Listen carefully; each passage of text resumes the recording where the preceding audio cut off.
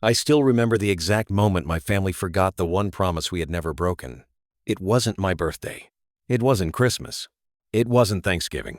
It was something much more personal. Every year, on the first Saturday of October, no matter where life had taken us, we gathered at my parents' old farmhouse outside Asheville, North Carolina.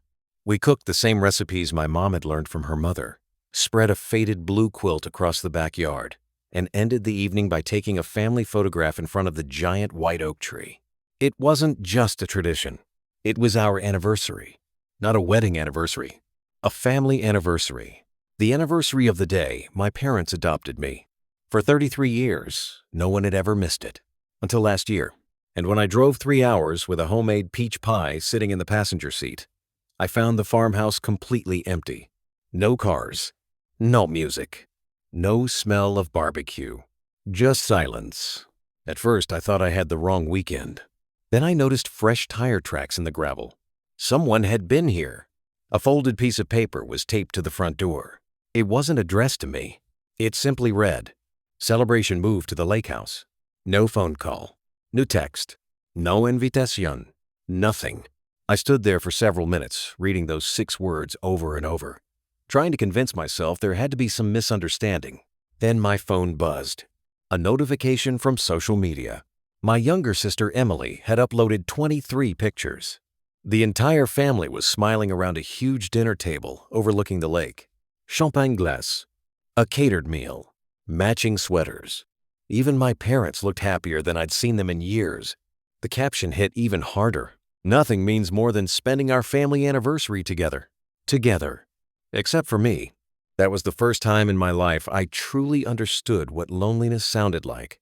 It sounded exactly like the wind moving through an empty front porch. My name is Daniel Harper. I'm 39 years old, and until that afternoon, I believed family was the one thing money could never change. I was wrong. Looking back now, I can see the cracks had started years before.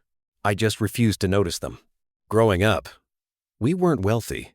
Dad worked as a mechanic. Mom taught second grade at the local elementary school.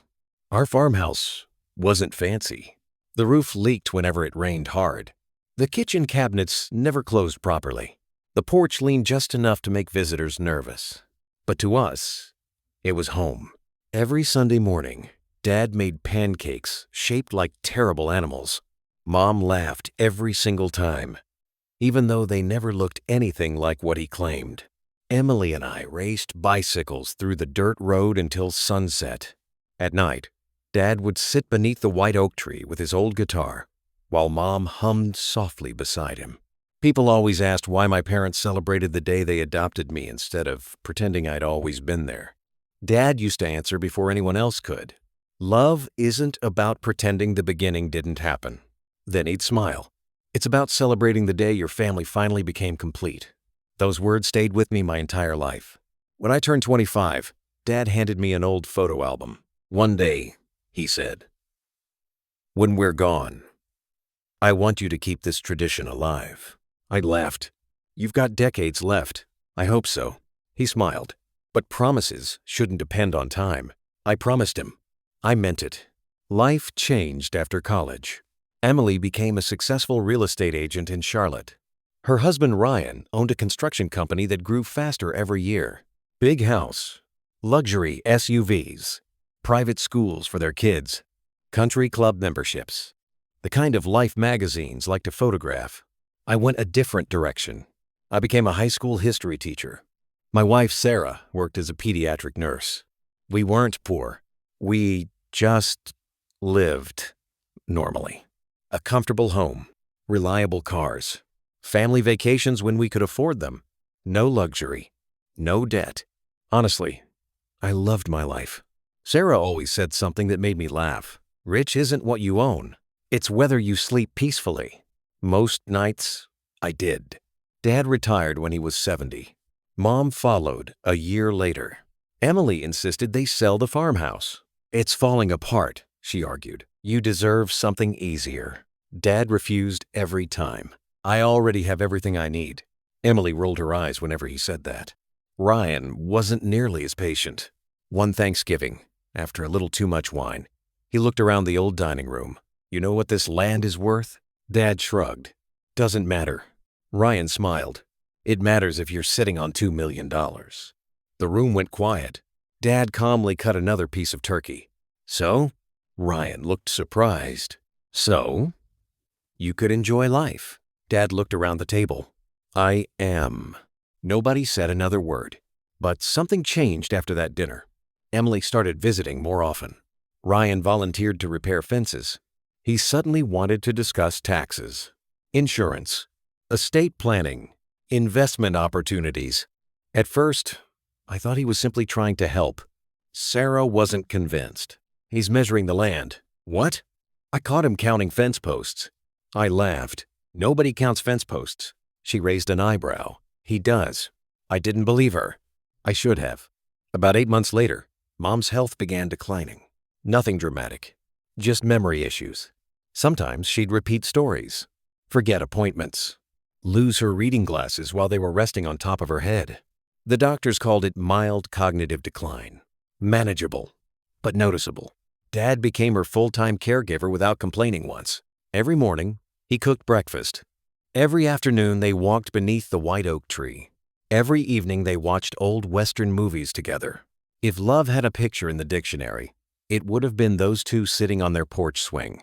Emily suddenly became even more involved. She hired financial advisors, recommended lawyers, talked endlessly about protecting assets. Dad kept saying the same thing. We're fine. But eventually, he grew tired of arguing. One afternoon, he called me. Can you stop by Saturday?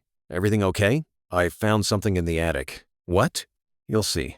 When Sarah and I arrived, Dad was sitting at the kitchen table with a dusty cardboard box.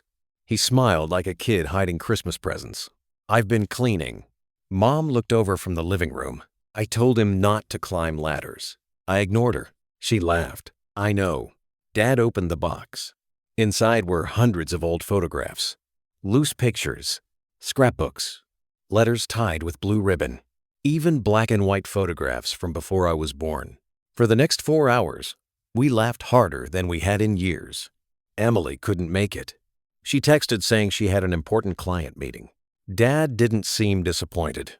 He simply kept turning pages. Then he stopped. His smile disappeared. He stared at one photograph, longer than the others. What is it? I asked. He didn't answer immediately. Instead, he handed it to me. It showed our family standing beneath the white oak tree on the very first anniversary after my adoption. I couldn't have been older than 6. Mom was crying. Dad had one arm around her shoulders. Emily, only 4 years old, was holding my hand with both of hers. Across the bottom, written in my mother's careful handwriting, were 7 words. Family isn't chosen once. It's chosen every year. Dad whispered those words aloud. Then he looked directly at me. Promise me something. I already did years ago. No. His voice was quieter than I'd ever heard it. Promise me that if this family ever forgets what these photographs really mean, you won't. I smiled because I thought he was being sentimental. I promise. He nodded slowly. Neither of us knew that old photograph would soon become the only thing standing between the truth and the biggest lie our family had ever believed.